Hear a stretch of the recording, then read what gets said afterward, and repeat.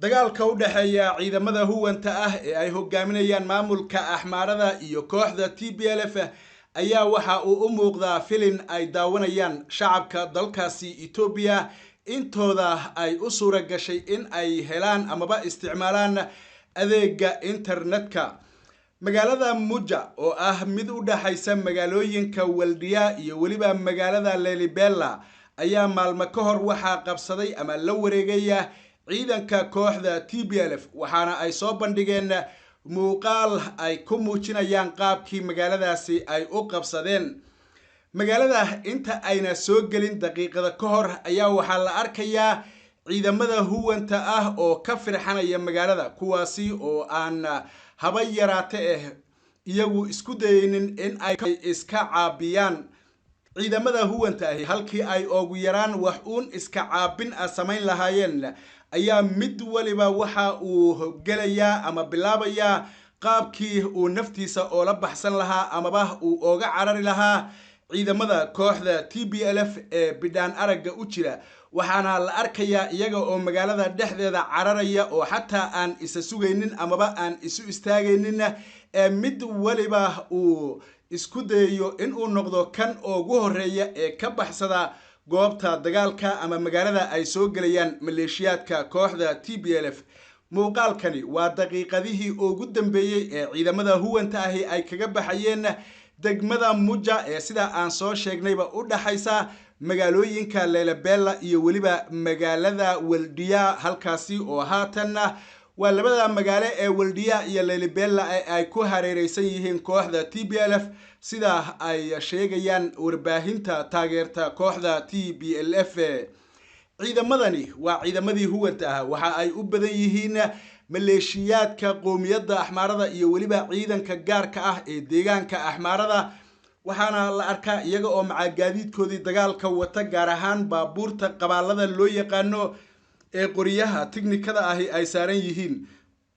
kuwaasi oo haba yaraate aan wax iska caabin samaynaynin, balse u muuqda in ay iyaguna ka garab cararayaan ciidamada saaxiibadood ah ee iyagu lugahooda maciinsanaya si ay uga baxsadaan magaalada iyo guud ahaanba goobta dagaalka. magaalada Muja oo ah degmo yara ama degmo hoosaada waxa ay hoos tagtaa degmada Lalibela ee deegaanka Axmaarada oo ah degmo qadiimiya, taasi oo sida aan soo sheegnayba ah degmo haatan ay ku xayndaaban yihiin maleeshiyaadka kooxda TPLF ee lagu magacaabo TDF. haddaba ciidamadaasi iyagu waa ay baxsadeen oo magaalada waa ay ka carareen. waxaan jeclahay bal haatan in aan yar milicsano muuqaal ay soo gelisay warbaahinta taageerta ciidamada TDF ee maamulka Tigreega, kuwaasi oo iyaguna isla daqiiqadihii kuwani ay ka sii baxayeenba magaalada soo galay. marka ay kuwani ka soo jeedaan dhinaca huwanta magaalada dacalkeeda sii marayeen, kuwa kalena waa ay soo dhexgalayeen oo isla wadadaasi ayuunbaa labada ciidanba ay wada hayaan, waana isu muuqdaan. wax bad ahna iskuma ridayaan amaba ma jirto wax bada oo la isku ridaya, balse caadi baa loo baacsanayaa oo ciidamada ka baxay magaalada iyo kuwa soo galay waa isku raad joogaan. haddaba waxaan jeclahay bal hadda in aan idinla yar wadaago muuqaalkaasi kooban ee ay ciidamada kooxda TPLF laga duubay markii ay soo galayeen magaalada Muja oo ah mid u dhaxaysa degmooyinka Lalibela iyo waliba degmada Waldiya.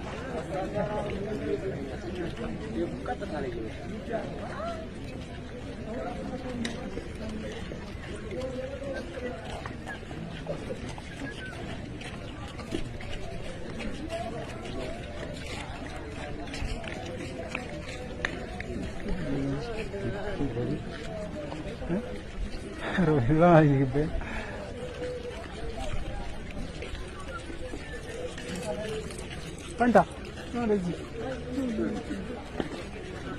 Rezi como é? Lega para Se marem, não. Era. Era bem feio. Nem que eu falei no tempo.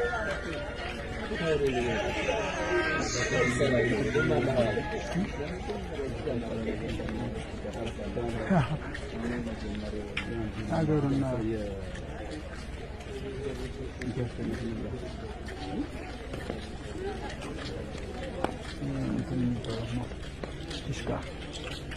ده شو دشكا كان عندي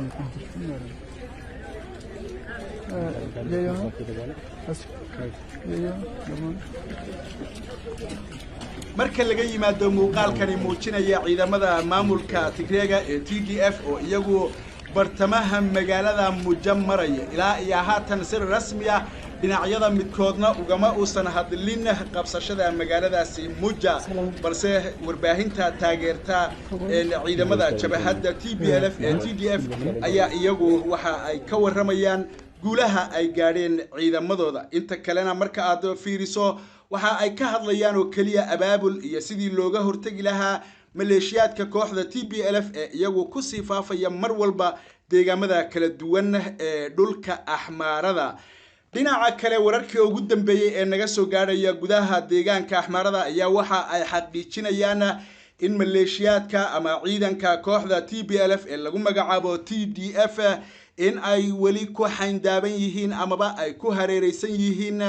magaalooyinka Waldiya iyo waliba magaalada Lalibela labadani magaalo ayaa sida xogta aanu ku helayno waxa gudaha ugu jira ciidamo aad u hubaysan oo isugu jira ciidanka militariga dalka Itoobiya ciidamo ka socda dawlad goboleedyada ama kililada dalkaasi Itoobiya oo iyagu u tagay in ay ka barbar dagaalamaan ciidanka maamulka Axmaarada maleeshiyaadka lagu magacaabo Fana iyo maleeshiyaadka beeraleyda ee qoomiyadda Axmaarada dhammaan ciidamadaasi waxa ay ku jiraan gudaha magaalooyinka Waldiya iyo waliba Lalibela sidaasi oo ay tahayna kooxda TPLF ayaa gabi ahaanba magaalooyinkaasi go'doomisay sida aan xogta rasmiga ah ee ugu dambeysay ku helayno waxaana sida xogtu sheegayso kooxda TPLF ay si weyn uga taxadarayaan in ay ku dhex dagaalamaan magaalooyinka taasi oo haddii ay dhacdo ay ka dhalanayso khasaare lixaad leh kadibna shacabka caadiga ah ay suuragal tahay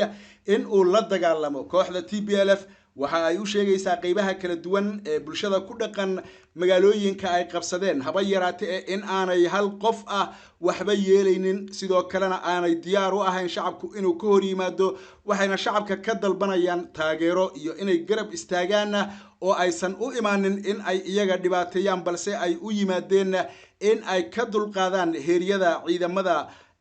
dalkaasi Itoobiya gaar ahaan kuwa militariga iyo waliba maleeshiyaadka kala duwan oo ay kooxda TPLF sheegayso in ay dhibaato ku hayso waxa sidoo kale kooxda TPLF mar walba ay soo bandhigayaan gaadiid badan iyo waliba hub culculus oo ay sheegeen in ay ku qabsadeen goobihii kala duwanaa ee ay la wareegeen